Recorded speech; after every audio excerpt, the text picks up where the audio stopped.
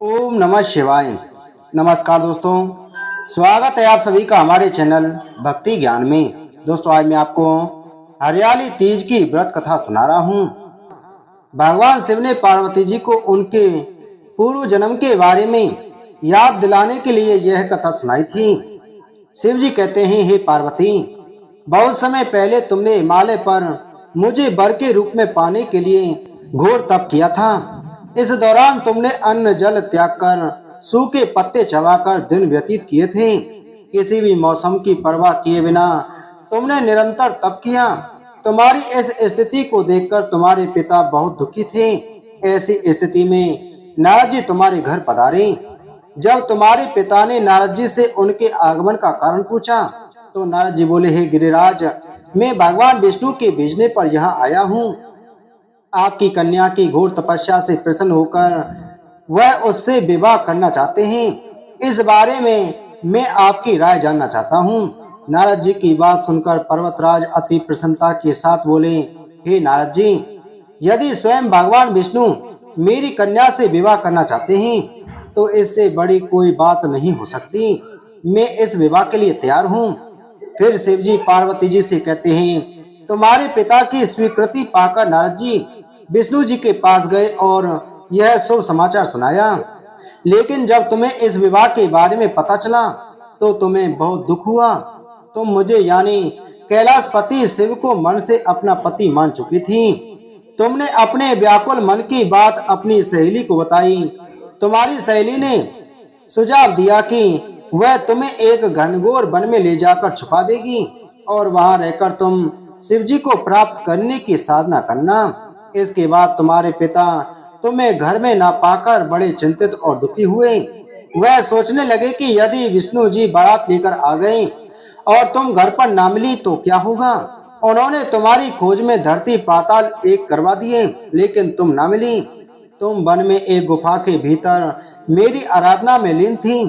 भाद्रपद तृतीया शुक्ल को तुमने रेत से एक शिवलिंग का निर्माण कर मेरी आराधना की, जिससे प्रसन्न होकर मैंने तुम्हारी मनोकामना पूर्ण की। इसके बाद तुमने अपने पिता से कहा कि पिताजी, मैंने अपने जीवन का लंबा समय भगवान शिव की तपस्या में बिताया है और भगवान शिव ने मेरी तपस्या से प्रसन्न होकर मुझे स्वीकार भी कर लिया है। अब मैं आपके साथ एक ही शर्त पर चलूंगी कि आप मेरा विवाह भगवान शिव के साथ ही करेंगे। पर्वतराज ने तुम्हारी इच्छा स्वीकार कर ली और तुम्हें घर वापस ले गए। कुछ समय बाद उन्होंने पूरे विधि विधान से हमारा विवाह किया। भगवान शिव ने इसके बाद कहा कि हे पार्वती, तृतीया को तुमने मेरी आराधना करके जो व्रत किया था उसी के परिणाम स्वरूप हम दोनों का विवाह संभव हो सका। इस व्रत का महत्व यह है कि मैं इस व्रत को पूर्ण निष्ठा से करने वाली प्रत्येक स्त्री को मनोवांछित फल देता हूँ।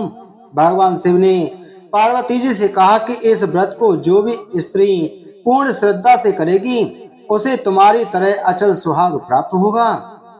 श्रावण मास के शुक्ल पक्ष की तृतीया को श्रावणी तीज कहते हैं, परंतु ज्यादातर लोग इसे हरियाली तीज के नाम से जानते हैं। यह त्योहार मुख्य रूप से उत्तर भारत में मनाया जाता है। इस दिन स्त्रियां माता पार्वती जी और भगवान शिव जी की पूजा करती हैं। इस दिन महिलाएं निर्जला व्रत रखती हैं। इस व्रत को करवा चौथ से भी कठिन व्रत बताया जाता है। इस दिन महिलाएं पूरा दिन बिना भोजन जल के दिन व्यतीत करती हैं तथा दूसरे दिन सुबह स्नान और पूजा के बाद व्रत पूरा करके भोजन ग्रहण करती हैं। इसी वजह से इस व्रत को करवा चौथ से भी कठिन माना जाता है। सावन महीने के शुक्ल पक्ष की तृतीया तिथि को कहीं कजली तीज तो कहीं हरियाली तीज के नाम से जाना जाता है। भविष्य पुराण में देवी पार्वती बताती हैं कि तृतीया तिथि का व्रत उन्होंने बनाया है जिससे स्त्रियों को सुहाग और सौभाग्य की प्राप्ति होती है। सावन महीने में तृतीया तिथि को 100 वर्ष की तपस्या के बाद देवी पार्वती ने भगवान शिव को पति रूप में पाने का वरदान प्राप्त किया था। हरियाली तीज के दिन विवाहित स्त्रियां अपने पति की दीर्घायु के लिए व्रत रखती हैं। इस दिन स्त्रियों के मायके से श्रृंगार का सामान और मिठाइयां उनके ससुराल भेजी जाती हैं। हरियाली तीज के दिन महिलाएं सुबह घर के काम और स्नान करने के बाद 16 श्रृंगार करके निर्जला व्रत रखती हैं। इसके बाद माँ पार्वती और भगवान शिव जी की पूजा होती है। पूजा के अंत में तीज की कथा सुनी जाती है। कथा के समापन पर महिलाएं माँ गौरी से पति की लंबी उम्र की कामना करती हैं। इसके बाद घर में उत्सव मनाया जाता है और भजन व लोक नृत्य किए जाते हैं। इस दिन हरे वस्त्र, हरी चुनरी, हरा लेरिया, हरा श्रृंगार, मेहंदी, झूला झूलने का भी रिवाज है। देवी पार्वती ने मन ही मन भगवान शिव को अपना पति मान लिया था और वह सदैव भगवान शिव की तपस्या में लीन रहती थी। पार्वती जी के मन की बात जानकर उनकी सखियां उन्हें लेकर घने जंगल में चली गईं। इस तरह सखियों द्वारा उनका हरण कर लेने की वजह से इस व्रत का नाम हरताल का व्रत पड़ा। बोलो पार्वती माता की जय। बोलो शिव शंकर भगवान की जय।